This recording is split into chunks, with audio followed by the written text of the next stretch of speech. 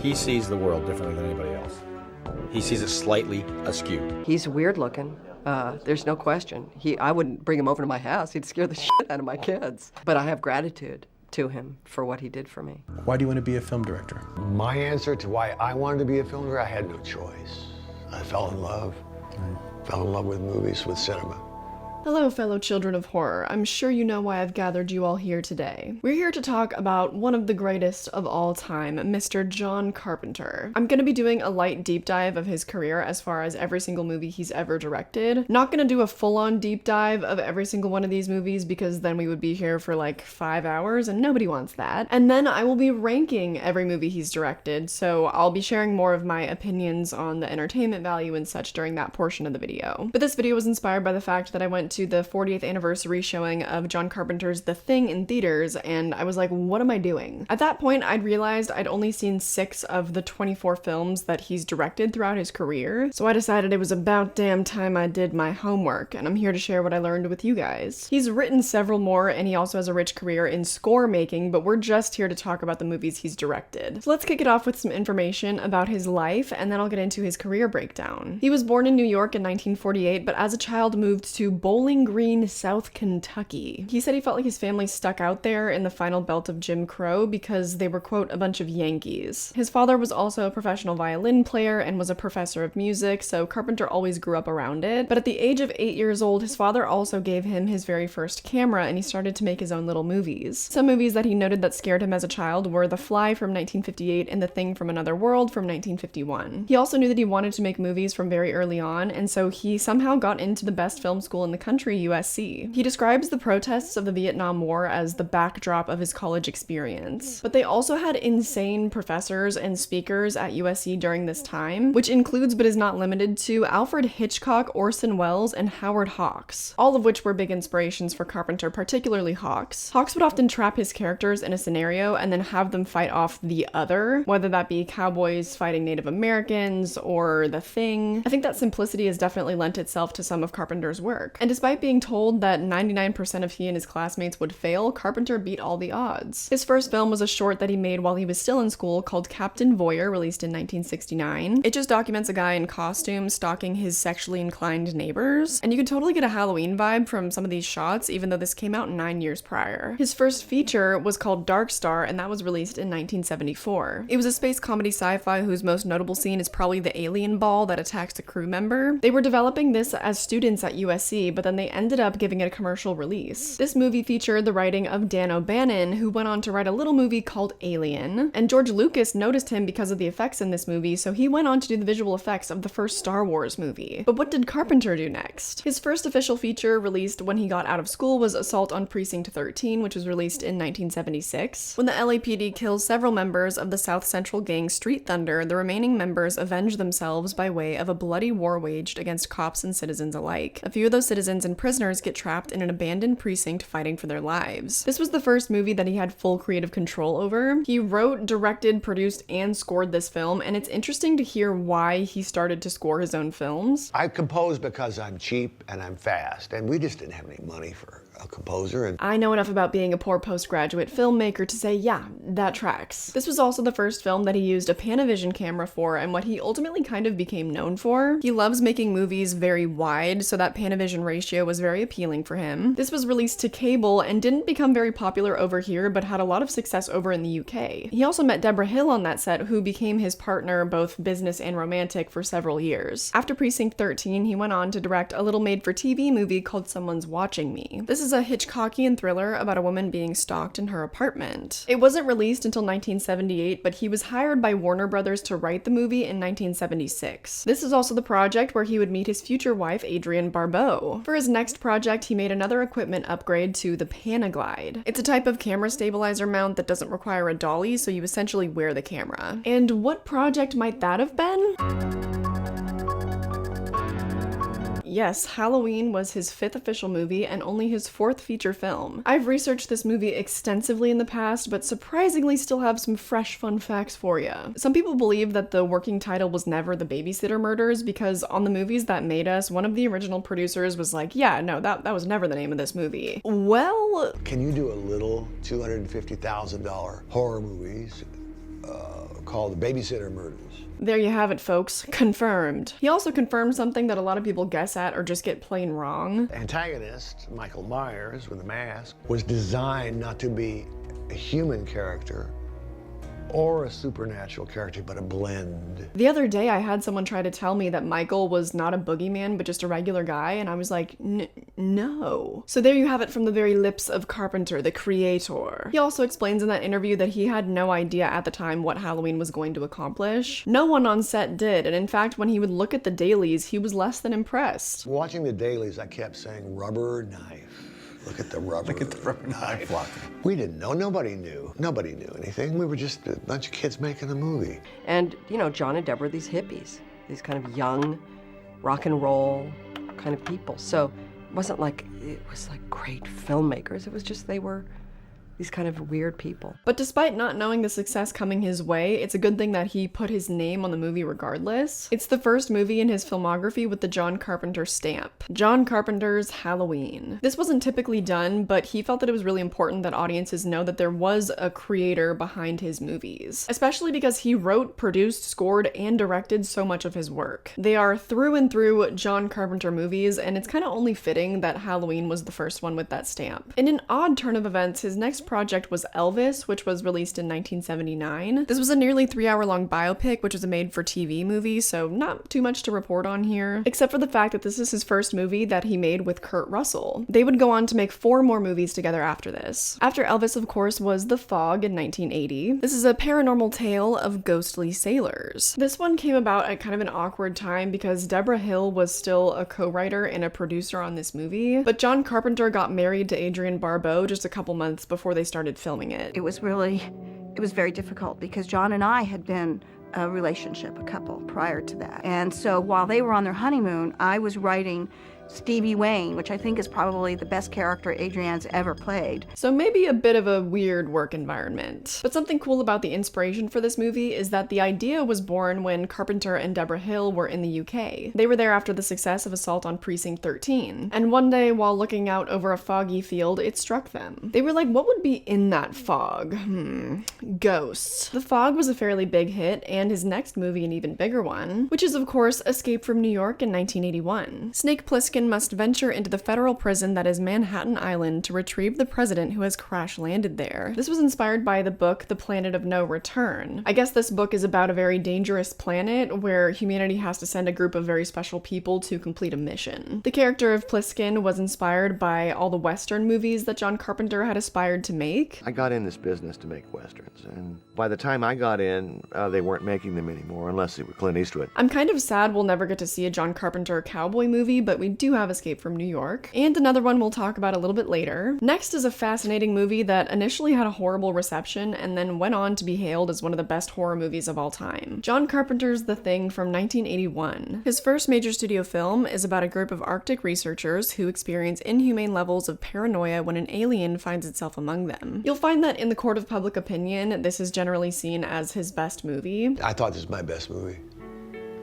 Part of me thinks it is. Speak on it, Johnny. Fascinating that this movie was not revered until it got an at-home release. However, it's noted by Carpenter and Kurt Russell that this was one of the first movies to ever break the rule of keeping the monster in the shadows. We're bringing it out for you to take a look at. A lot of really upset people at the time. Really upset people. And that's why people were so repulsed. They couldn't even begin to appreciate the themes of paranoia. So after that most unfortunate flop, he was kind of struggling to find a new gig. He took on Christine really out of necessity, which is the Stephen King adaptation that was released in 1983. This, of course, is the iconic living car story. You can destroy her, but she'll always come back for you. This movie went on to make $21 million, which adjusted for inflation would be about $62 million today. And with a budget of less than $10 million, this was a commercial success. But in order to kind of show more of his range and to atone with some of the studios, he went a different direction and took on the project Starman, which was released in 1984. The Grieving Widow is surprised to find an alien who has taken on the appearance of her deceased husband. In a journey to return him to his ship, he learns what it means to be human. This movie stars Karen Allen, who you would probably know best from Indiana Jones. Jeff Bridges also stars next to her as kind of the quirky alien himbo. And despite the movie only breaking even, a studio still decided to take him on after this for another non-horror movie. Up next, we got Big Trouble in Little China in 1986. This movie is the wacky, action-packed tale about how Jack Burton realizes he is not a leading man, but in fact Wong Chi's sidekick. According to Carpenter, the studio essentially wanted an Indiana Jones ripoff, but he put his own little spin on it. Kurt Russell's also hilarious in this role, and both of them only had kind things to say about each other when working on this film. I had a blast doing that movie. It was really fun.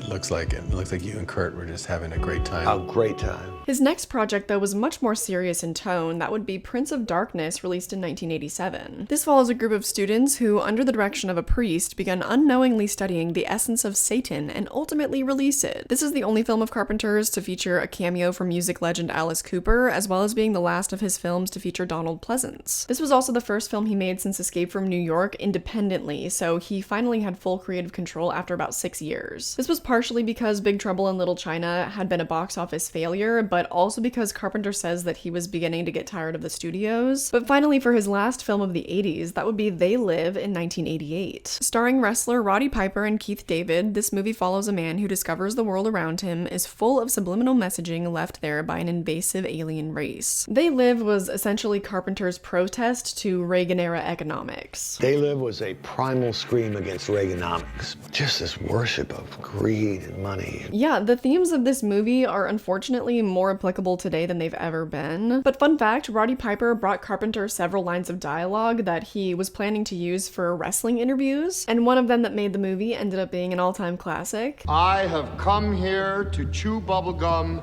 and kick ass, and I'm all out of bubblegum. After They Live, Carpenter had a 4-year hiatus, and then he returned with Memoirs of an Invisible Man in 1992. This follows Nick Holloway as he is turned invisible in a horrible accident. Determined to avoid being locked up in a lab, he runs away from the very scientists trying to study his condition. As far as his 90s work goes, it wasn't really asked about much in many of the retrospective interviews that I found. Some fans consider this to be his most overlooked era of filmmaking, but unfortunately we won't get too much insight from Carpenter from here on out. But fun fact, this is the movie where he met Sam Neill, who the next year would go on to star in Jurassic Park. In 1993, Carpenter would team up with Tobe Hooper to co-direct Body Bags. This was a horror anthology movie featuring 3 separate stories, one of which starring Mark Hamill, actually. This also had cameos from huge names in the industry, including Wes Craven and Roger Corman. It was also hosted by John Carpenter himself, and this is the most acting I think we ever get to see from him. He's playing this kind of zany mortician. After Body Bags, Carpenter made another attempt at a remake with Village of the Damned in 1995. This follows a group of parents as a horde of alien children attempt to overtake the world. The original film of the same name came out in 1960, and this was adapted from the 1957 book The Midwich Cuckoos. In the very same year, Carpenter also directed In the Mouth of Madness, starring Sam Neill yet again. This follows John Trent in an Alice in Wonderland meets Lovecraft horror where he tries to track down the unpublished manuscript of a book that causes people to go insane. This would unfortunately be the second and last time that Carpenter would ever work with Sam Neill. Most of the quotes from the deranged author in this story came from H.P. Lovecraft himself. This is also the feature film debut of Hayden Christensen, who plays the paperboy in this movie. Following In the Mouth of Madness would be the long-awaited sequel to Escape from New York, Escape from LA, released in 1996. This movie follows the exact same story beats as the original film and is more or less a remake. This is also unfortunately the very last time that Kurt Russell would appear in a John Carpenter film. We hadn't worked together in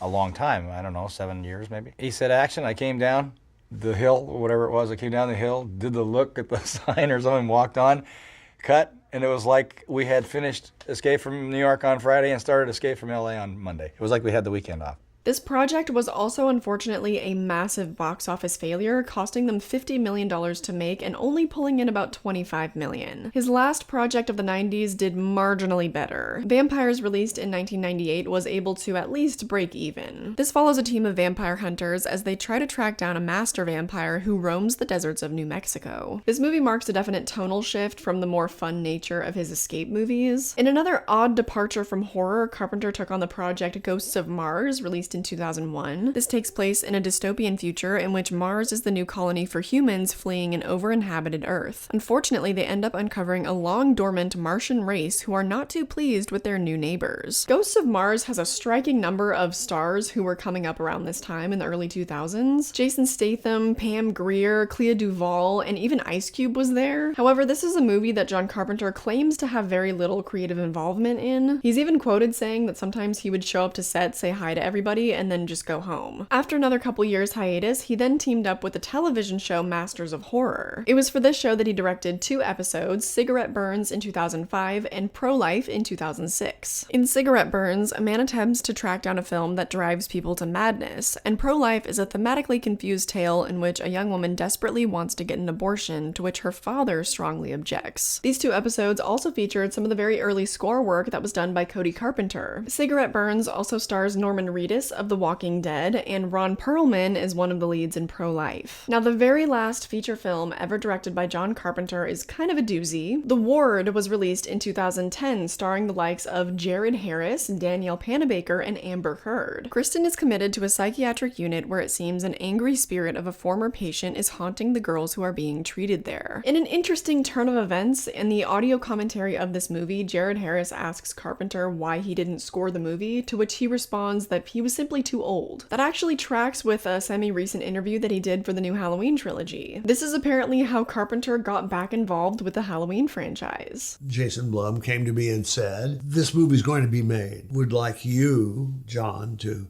come aboard as a executive producer and just sort of shepherd it through and maybe do the music. He challenged me. He said, why don't you get off your lazy butt and make it good instead of sitting around complaining? So I said, okay.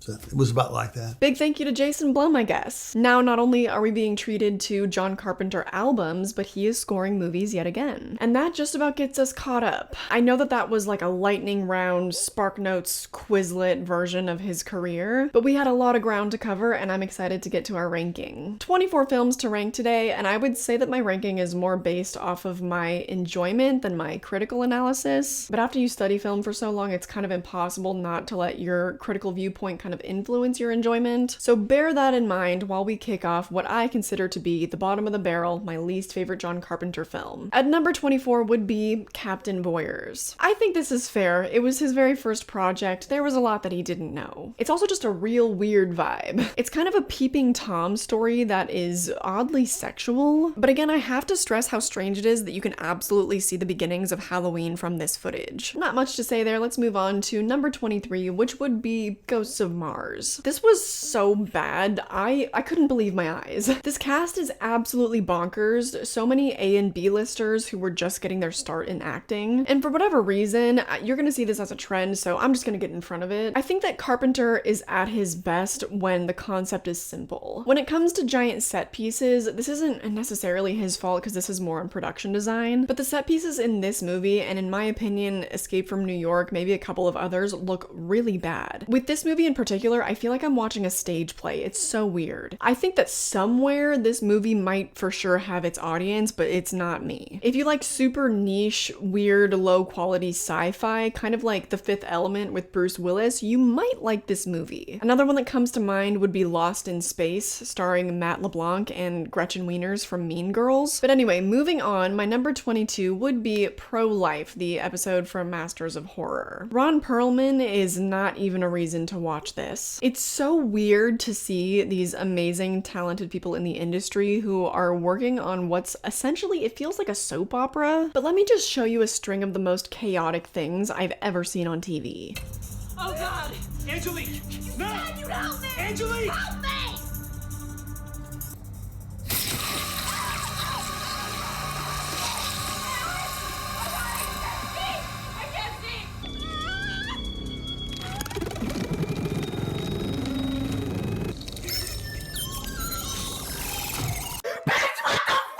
Yeah, so perhaps needless to say, This show gave me a lot of the ick. I'm sure that Carpenter is pro-choice, but this episode delivered that messaging in a very confused way. And as you saw, it's just foul, and I didn't even show you the worst part of this episode. I'd get demonetized, so just imagine. Coming in at number 21 would be Darkstar. Now, this movie has some charm, but overall it's kind of just poorly made. I couldn't even finish it, and the same can be said for Ghosts of Mars. Did I mention that? I must have. I put it above Pro-Life simply for the fact that it has the alien ball scene, and it's not foul. And I'm sure that there are quite a bit of people that do get some enjoyment out of Darkstar. Whereas with Pro-Life, I just really can't imagine anyone sitting back and watching that and going, yep, this is exactly my cup of tea. So coming in at number 20 would be Cigarette Burns, the other episode of Masters of Horror. I kind of had a hard time maintaining my attention on this one. Norman Reedus is doing his best, but it's weird. I don't know if it's just the budget with these Masters of Horror episodes, because they look really low quality, but I don't think it is because they could obviously afford to do some really weird practical effects. There's still some ick level bizarre kind of stuff in this episode, but not quite as much as Pro-Life, so I enjoyed it a little bit more. Oh, and Cody Carpenter's score is really nice in this.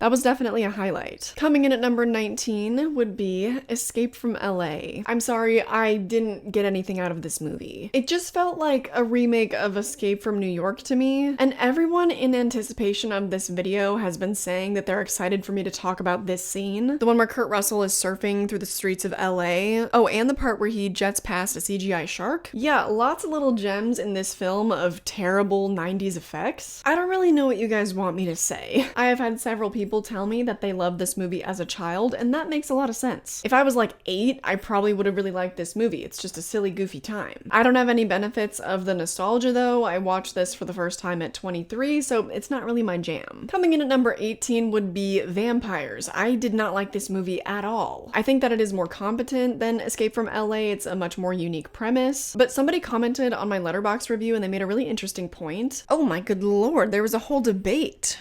Tea. I'm not going to get into that, but I did find the first comment interesting. I always got the impression, rightly or wrongly, Carpenter lost interest in making movies after In the Mouth of Madness, but basically he and his social group from the 70s had all forged careers in filmmaking, so he was kind of stuck with it. If you watch his post In the Mouth of Madness interviews, you start seeing a pattern. This movie was a contractual obligation, so-and-so suggested it. By the point I'd made more than what they deemed to be flops than successes, I didn't want to make another big budget studio movie, everyone got paid, so, and so on. Also, this isn't a terrible movie per se, but could that be in spite of Carpenter, not because of him? I feel like there's validity to this because he put his whole Carpentussy into In the Mouth of Madness. Escape from LA seemed to be them just genuinely fucking around. I wasn't a big fan of Vampires, and everything that came after that in his career I have ranked below this on this list, well, except for one thing. So what does that tell ya? But anyway, another reason why this movie wasn't really for me is just I found all the characters to be really insufferable, and it was pretty crass, you know? So I didn't end up caring about the plot because I was like, yeah, all these people could die, I could not give less of a shit. Anyway, at number 17 would be The Fog. I'm surmising that this being at 17 might be a little bit disappointing for some people, but bear in mind, I've only seen most of these movies the one time, and it's just my opinion. That's my opinion!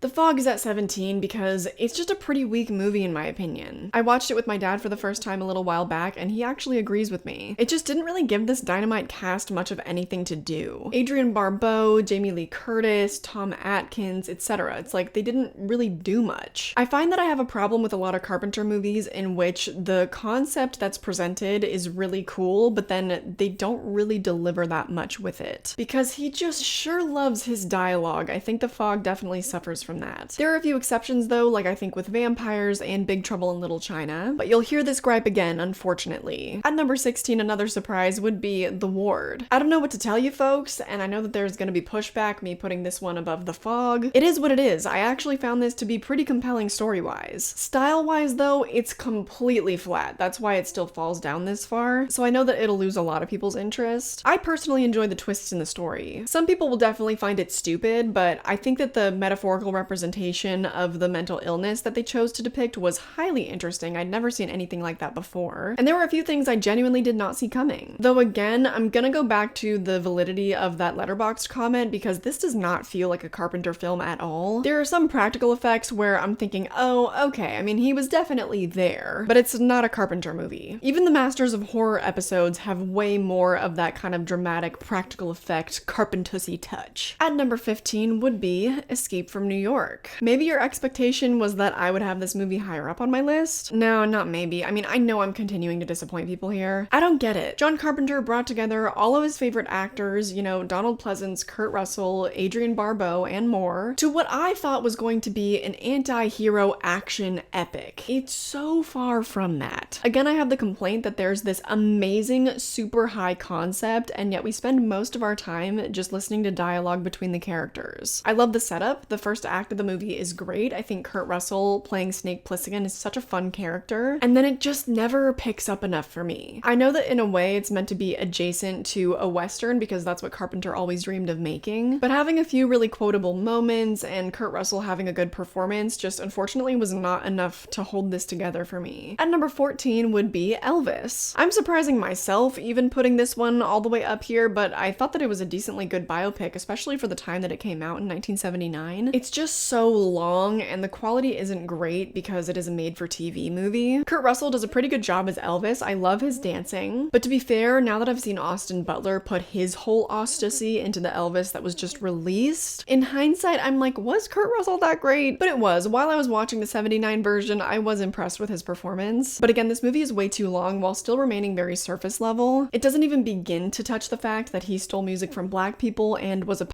who started dating his wife Priscilla when she was 14 and he was 24, but a decently entertaining biopic. At number 13 would be Big Trouble in Little China. This movie was a little bit of a drag because it was kind of hard for me to look at it with the perspective that apparently John Carpenter had intended. It was meant to be a subversive take on the whole white guy action hero that has a person of color as his sidekick, which is a good intention, but even with Big Trouble in Little China, I still just find it insane that roles like this were all that Asian people could get at the time. And don't get me wrong, these are masters of their craft. It makes sense why they would take on martial arts type roles. But there's this really mystical Asian antagonist, and this is just insane. It ends up feeling a lot more imitative than subversive in my opinion. Like, there's a reason why Ke Huy Quan did not work in Hollywood for over 20 years. He was so disappointed in the kind of representation and lack thereof for Asian people in film. In all fairness though, I would hope that most of the fans of this movie and of Carpenter do know the intentions and they look at it from that point of view. And the movie is a ton of fun. Like, all these visuals are just insane and all the fight sequences, they're a blast. The last 25-ish minutes are what specifically sold me on this movie. I ended up really gripped by the action and I was glad that I stuck it out until the end. At number 12 would be In the Mouth of Madness. This one could have been higher if it weren't so weird. I get that it's meant to be Lovecraftian, but I don't know that it was done super successfully. In theory, I love it. Lovecraftian Alice in Wonderland, Sam Neill losing his mind, sign me right the fuck up. But I've said this before, I don't see a strong enough connection between the weird visuals and the events of the story. They very much feel just kind of dropped in there for the wow factor of it all. What I surmise is that people began to get affected, and even inanimate objects would be effective within the radius of this author's influence, but it's never consistent, and I couldn't make sense of why certain objects and people would be effective and other things were not. Granted, we have kind of an unreliable narrator, but the rules of the universe just weren't clear to me. Let's take another Lovecraftian movie, for example, where I feel like it's totally making sense. Color Out of Space is not an amazing movie by any means, but everything that is touched by this kind of alien light or substance begins to change. Things get very weird and might start to feel like they don't make sense, but there's a very basic foundation of sense at the beginning of it all. That's all I need, one simple rule, even if things get crazy. In the Mouth of Madness was just a little bit too all over the board for me, but it was super compelling and I think a well-made movie. At number 11 would be Body Bags. This wasn't bad at all, and it was fun to see so many iconic faces. It was also so fun to see John Carpenter do some really goofy acting, and I think that it's a shame that this was not developed into a TV show at the time. It very much gives Creepshow vibes, and Carpenter seemed to really be enjoying himself here. However, it's fairly mediocre, and some moments I found to be kind of icky and in poor taste. I kind of can't believe that Mark Hamill did this, and it's not to say that his performance wasn't great, because it was, but it was was just foul. I don't like seeing my Luke Skywalker assaulting women. It was a cool concept though, and I appreciated the concepts of every story that we got to see. Sometimes the execution just wasn't it though. But it's good campy fun. I recommend it as maybe just a one-time watch. Before I get into my top 10, I think we'll take a little intermission here. I need to charge my camera, and I think I need a glass of wine.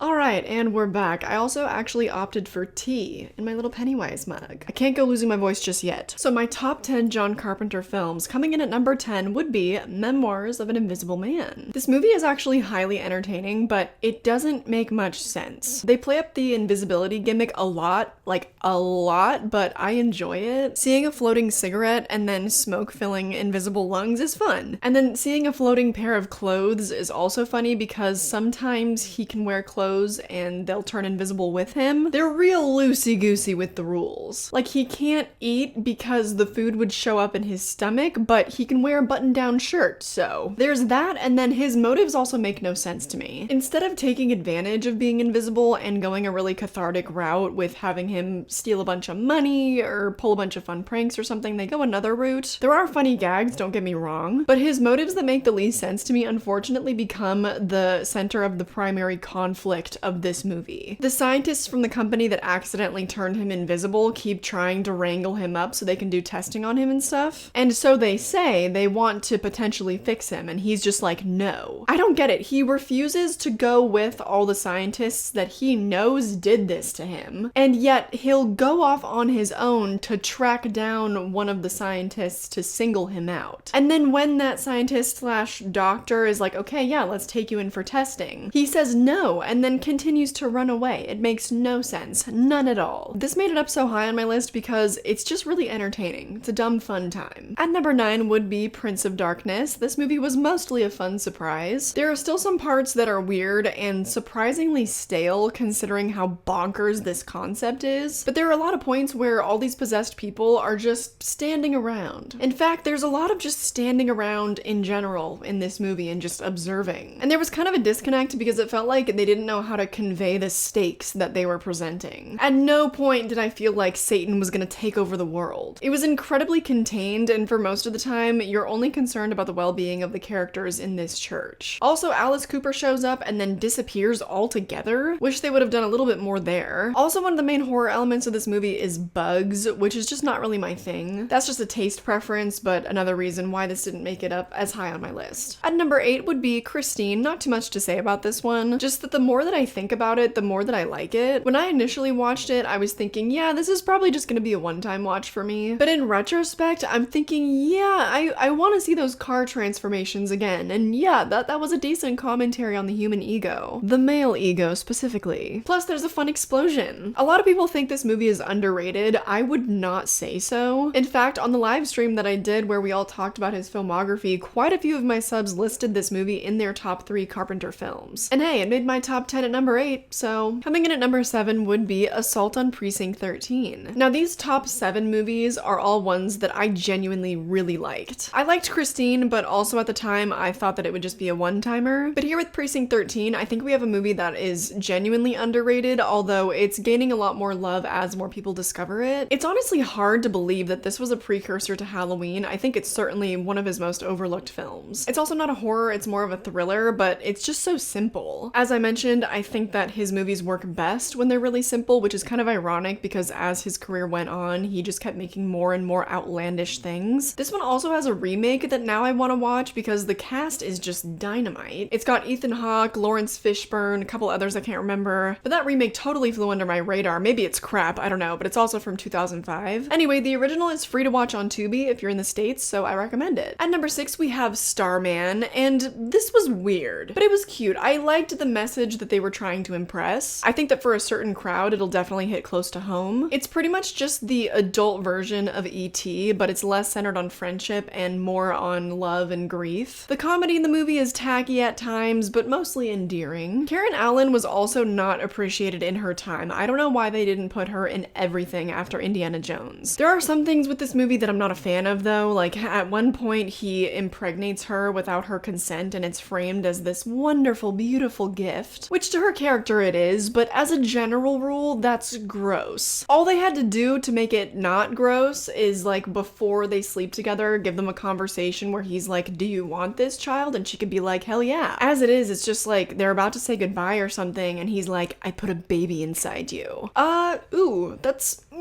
So just a few things about this movie that I'm not fully on board with. But overall, an entertaining and sweet movie, definitely one that I recommend. Now for my top 5. Who's ready for this? At number 5, we have Village of the Damned. I think this is also one of the more underrated Carpenter movies for sure. I really enjoy this one, I think because I went in completely blind. I'd never heard of the original movie from the 60s before either. There's just a really shocking opening to the movie that I don't feel like enough people talk about. And a lot of the movie is definitely a bit cheesy, don't get me wrong. At times it's also really predictable, but it has a really nice message about humanity. Honestly, quite a bit similar to Starman. On that note, this and Starman kind of feel like the only movies where Carpenter really showed his soft side. A little cliche for sure, there are definitely distinct parallels between this and almost any other, you know, peaceful invasion alien movie, but it's just framed in such a unique way with the children that it felt like something I had never seen before. Granted, a few of my subs have said that the original movie is much better, so I'm gonna have to watch that. Maybe I'll regret giving this recommendation, only time will tell. So coming in at number 4 would be They Live. This movie is fun. Roddy Ricch did a great job as the lead, and I love Keith David. I actually got to meet him earlier this year at CreepyCon. He's a very nice man. But they had an excellent dynamic together, and there's just a lot about this movie that made me laugh. And it's amazing to me when a movie can be this goofy, but also that rich in thematic subtext. Though in this movie, it's not subtext at all, it's quite literally written on the billboards. I also love a rebellious filmmaker. The anti-capitalist, anti-far-right messaging just hit the spot. Some parts of the movie are a little bit frustrating, like the fact that nobody will just humor him and put on the stupid glasses. Like, that was kind of dumb to me, but we do get an iconic fight scene out of it. I find that that scene goes on a little bit too long, but it's pretty fun and they did definitely get their money's worth out of Roddy Ricch. So good for them. But moving on to my number 3, that would be Someone's Watching Me. I believe this to actually be Carpenter's most underrated film. It really may not excite most of you guys because it is more of a noir, Hitchcockian thriller made for TV kind of vibe, but it's a damn good movie. I know its placement might be a surprise, but you guys have to remember that my grandpa made sure that I was raised on Hitchcock. So this movie was right up my alley story-wise, it looked gorgeous, the acting was great, and it was unpredictable. I ended up being completely wrong about who I thought the stalker was. I have very little complaints about this movie. I actually highly recommend it to anyone that's also a Hitchcock fan. Now my last 2 movies, I hate to be predictable, but here we go. Coming in at number 2 would be